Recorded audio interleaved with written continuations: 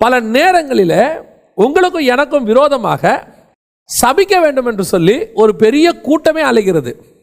ஏன்னா நான் எப்பவும் சொல்வேன், சிலர்லாம் எங்களுக்கு ஃபோன் பண்ணி எங்கள் வீட்டுக்காரர் இப்படி பண்ணிட்டார் அப்படி பண்ணிட்டாருன்னு சொல்லி அழுதுட்டு ஃபோனை வச்சுருவாங்க.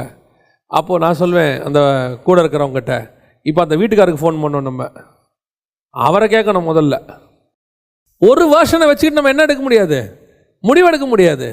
வெறும் பாலாக்கு சொல்கிறத வச்சுக்கிட்டு என்ன செய்ய முடியாது, முடிவெடுக்க முடியாது. இஸ்ரவேலுக்கு ஒருத்தர் பேசுவார், அவரை வச்சுக்கிட்டு தான் முடிவெடுக்க முடியும். 2 பேரை வச்சுக்கிட்டு தான் முடிவெடுக்கணும்.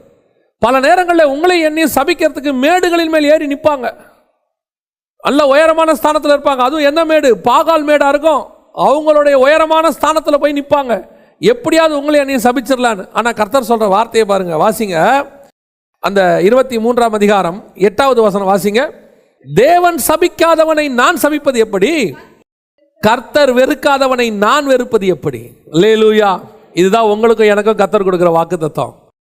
உன்னையும் என்னையும் கர்த்தர் ஒரு நாளும் சபிக்கவும் மாட்டார், வெறுக்கவும் மாட்டார். அல்லேலூயா.